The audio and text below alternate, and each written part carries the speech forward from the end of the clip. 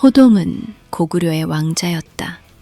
유리왕의 아들이자 13살이라는 나이가 무색할 만큼 학문과 무예에 능했고 웃음이 많아 언제나 친구들에게 둘러싸여 있었다.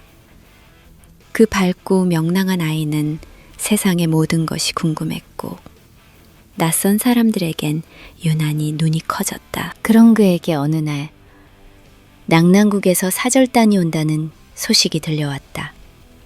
호동은 그날따라 말도 제대로 듣지 못하고 궁궐 한편에서 멀찍이 사절단을 지켜보고 있었다. 그리고 숨이 턱 막혔다. 그의 또래쯤 되어 보이는 여자아이가 있었다. 뽀얀 얼굴에 길게 내려오는 머리칼.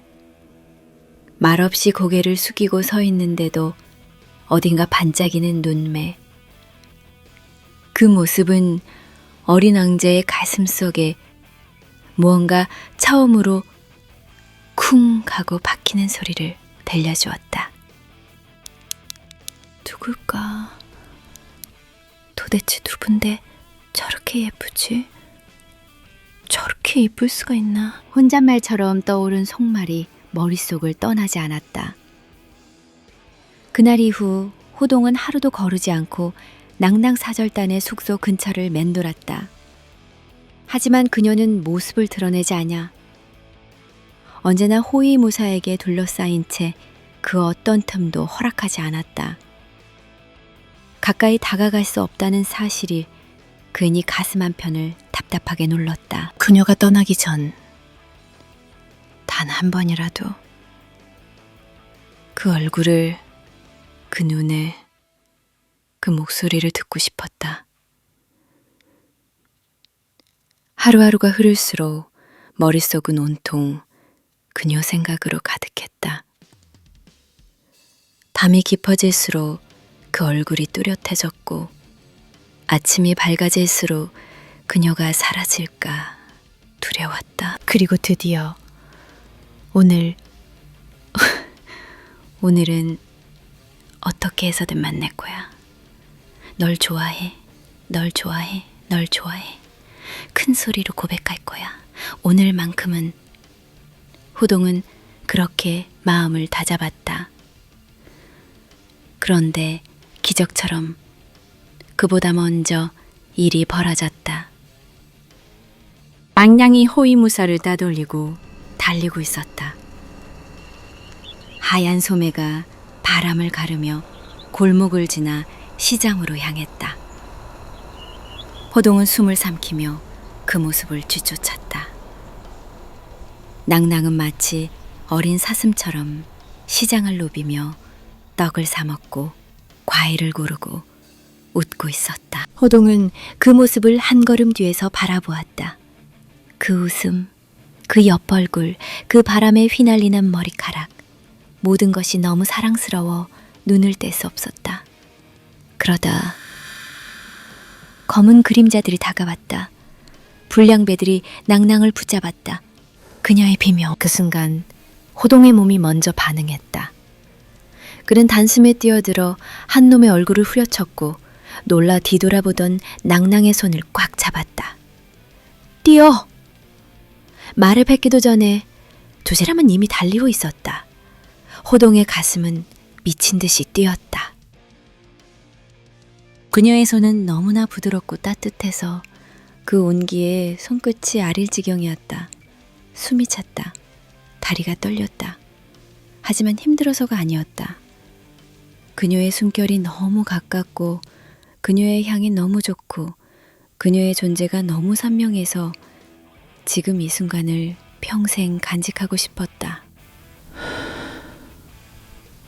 강가의 오래된 다리 위에 도착했을 때 석양이 천천히 내려오고 있었다.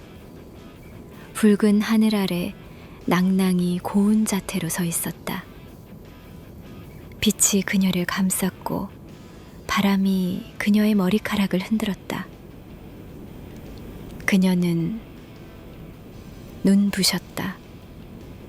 말 그대로 말이 되지 않을 정도로. 호동은 숨을 삼켰다. 무슨 말을 해야 할지 몰랐다. 온 세상이 조용해진 듯 그의 눈엔 오직 그녀 하나만 남아 있었다. 그리고 그 순간 가슴속에 단 하나의 말만이 울리고 있었다. 이 아이를 절대로 잊을 수 없을 거야. 막상 위기에서 벗어나자 낭낭과 호동 사이엔 이상한 정적이 내려앉았다. 서로 숨을 몰아쉬고 있었지만 정작 무슨 말을 해야 할지 몰랐다. 방금 전까지는 손을 잡고 달렸는데 이제는 그 손끝의 온기가 너무 선명해서 되려 아무 말도 못 꺼내겠는 그런 순간이었다. 너 누구야? 낭낭의 목소리는 작았지만 호동의 심장을 가볍게 쳤다. 지문은 짧았지만 그 안에는 경계도 호기심도 어쩌면 기대 같은 게 뒤섞여 있었다. 나 호동이야. 나를 하며 호동은 고개를 살짝 돌렸다. 자기 목소리가 어쩐지 낮고 이상하게 들렸다. 그녀를 제대로 바라보지 못한 건 그 눈을 다시 보면 또 가슴이 뛰어버릴 것만 같아서였다. 호동, 난 낭낭이야. 구해줘서 고마워. 넌 어디서 살아? 그녀가 이름을 말하는 순간 이상하게도 호동은 마음이 더 불안정해졌다. 낭낭. 방금 전에 수없이 떠올렸던 이름이 실제로 입술을 통해 흘러나오자 현실이 꿈처럼 멀어졌다. 나 실은 궁에 살아. 궁? 넌 뭐야? 나 호동 왕자라고 해. 응? 왕자? 정말? 그런데 여긴 웬일이야? 낭낭은 믿기지 않는다는 듯 고개를 갸웃했지만 얼굴에는 이상한 미소가 피어나 있었다. 눈앞의 소년이 왕자라는 사실보다 그 왕자가 자신을 구하러 직접 달려왔다는 게 어쩐지 말도 안 된다고 느껴졌고 그게 또 조금 기뻤다. 그냥 놀러 왔다가 너가 위험하길래 구해준 거야. 고맙단 얘기도 안 하니? 고마워. 그런데 이 얘기 우리 사절단한테 말 안 해줄 수 있지? 이거 알면 나 혼난단 말이야. 낭낭은 눈을 깜빡이며 작게 웃었다. 그 웃음은 말과 다르게 작고 부끄러웠고 동시에 조심스러웠다. 마치 지금 이 순간만은 나만의 비밀이길 바라는 소녀의 마음 같았다. 호동은 그 모습에 가슴이 울렁였다. 아무 말도 하지 못하고 잠시 바라보다가 자기도 모르게 웃음이 나왔다. 그 웃음은 놀림도 여유도 아니었다. 그저 그녀가 너무 귀여워서. 무섭게 뛰던 가슴이 이젠 멈추지 않을 것 같아서. 알았어. 걱정하지 마. 약속할게. 너 뭐 하고 싶은 거 없어? 여기 시장에 맛집 있는데 같이 갈래? 좋아. 낭낭의 대답은 마치 부끄러움을 삼킨 듯 조용했고 그 조용함이 오히려 호동의 심장을 더 세게 밀어붙였다. 둘은 아무 말 없이 손을 맞잡았다. 잡자마자 낭낭은 놀란 듯 손끝을 움찔했지만 떼지 않았다. 그녀의 손은 따뜻했고 호동의 손은 조금 떨렸다. 서로의 손에서 전해지는 온기가 마음 깊은 곳까지 스며들었다. 지금 이 순간 이름도 신분도 전쟁도 정세도 다 사라진 듯 했다. 오직 소년과 소녀의 심장 소리만 세상을 울리고 있었다. 낭낭의 얼굴은 점점 붉어졌고 호동은 말이 없어졌다. 시장 안을 걸었지만 무엇을 먹었는지 누가 지나갔는지도 아무것도 기억나지 않았다. 단 하나. 그들 사이엔 단 한 번도 손을 놓는 일이 없었다. 그러다 시장을 가르며 요란한 고함 소리가 들려왔다. 낭낭, 공주님, 공주님, 어디 계십니까? 호위무사들의 목소리였다. 낭낭은 순간 움찔하며 고개를 돌렸다. 그들의 갑옷이 말발굽이 어지럽게 시장을 흔들고 있었다. 낭낭은 호동을 향해 얼굴을 가까이 숙였다. 속삭이는 목소리였지만 그 안에 수많은 감정이 겹쳐져 있었다. 이만 가야 될 것 같아. 넌 여기 있어. 같이 있었다고 하면 너도 혼날 거야. 갈게. 호동은 눈을 크게 떴지만 아무 말도 하지 못했다. 그녀의 얼굴이 너무 가까워서 향기가 너무 진하게 전해져서 입을 여는 순간 감정이 새어나갈까봐 숨만 내쉬었다.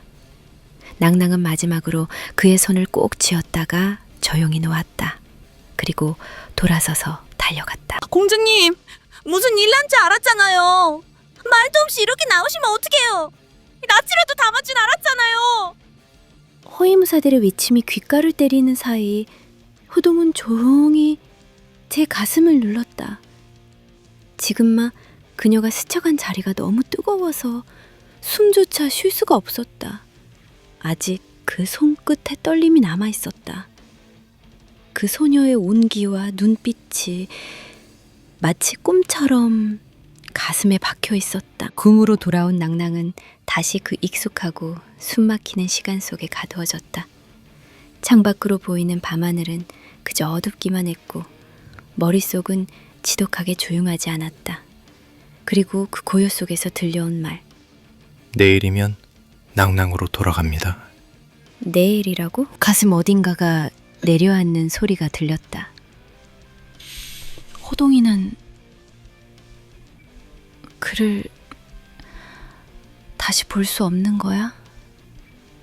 불현듯 찾아온 현실에 낭낭의 숨이 조여왔다. 처음으로 생긴 친구, 처음으로 가슴을 두드린 존재. 그가 없는 곳으로 돌아간다는 건 다시 혼자가 된다는 뜻이었다. 무표정한 궁녀들, 차가운 예법, 아무도 대답하지 않는 호수. 모든 것이 예전처럼 돌아가겠지. 하지만 단 한 가지가 예전과 달랐다. 그의 얼굴이, 웃음이, 손끝이. 그녀의 가슴 속에 너무 깊이 남아 있었다는 것. 가야 한다는 말은 너무 쉬웠지만 잊어야 한다는 말은 도무지 입에 담을 수 없었다. 낭낭은 호수가로 걸어 나왔다.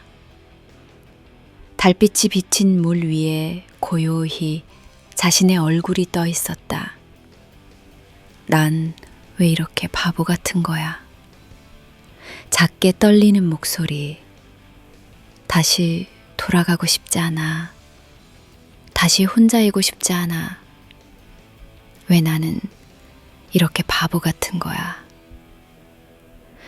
그 말 끝에 눈물이 흘렀다. 어린 공주는 자신의 감정을 도망치듯 밀어내고 있었지만 그 마음은 이미 너무도 깊이 하나의 이름을 품고 있었다. 낭낭! 목소리였다. 익숙하고 설레고 믿기지 않는. 낭낭은 고개를 획 돌렸다. 숨이 턱 막힐 만큼 놀라서 어떡해! 호동이 서 있었다. 달빛 아래 소녀는 숨을 고르며 다가오고 있었다. 씨, 조용히. 들키는 큰이냐? 그는 검지로 입술을 가리며 장난기 반 긴장 반의 표정을 지었다. 어떻게 된 거야? 어떻게 왔어? 몰래 왔지. 내가 담 넘는 거 잘하거든. 난 뭐든지 잘해. 그 말에 낭낭은 피식 웃음이 새어나왔다. 눈물이 그대로 고인 채로. 그 순간 호동의 눈빛이 변했다. 익숙한 웃음 대신 무언가를 꾹꾹 눌러 담은 진심이 담긴 눈. 그 눈으로 그녀를 오래도록 바라보다 그는 조심스럽게 입을 열었다. 좋아해. 내가 국내성으로 들어보던 그 순간부터 지금까지 단 한순간도 널 잊은 적 없어. 숨 쉬는 매 순간, 모든 순간이 네 생각뿐이었어. 사실 내가 시장에 갔던 날도 나 널 따라간 거야. 그래, 네가 보고 싶어서. 근데 이렇게 떠나보내는 게 너무 고통스러워서 그래서 찾아왔어. 좋아해. 좋아해. 좋아해.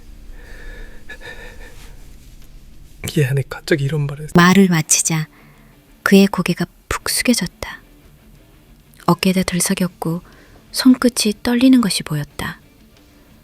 낭낭은 심장이 터질 듯 뛰었다. 지금까지 들은 말 중 가장 아름답고 가장 아픈 고백. 한 음절 한 음절이 가슴을 파고들었다. 고마워. 근데 난 낭낭의 공주고 넌 고구려의 왕자잖아. 낭낭과 고구려는 원수잖아.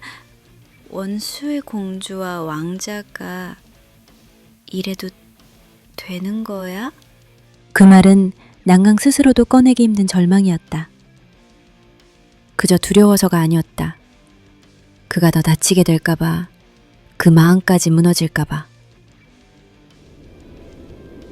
호동은 조용히 눈을 감았다. 순간 세상이 사라진 듯. 그리고 다시 그녀를 바라봤다. 그 눈빛엔 망설임도 이성도 없었다.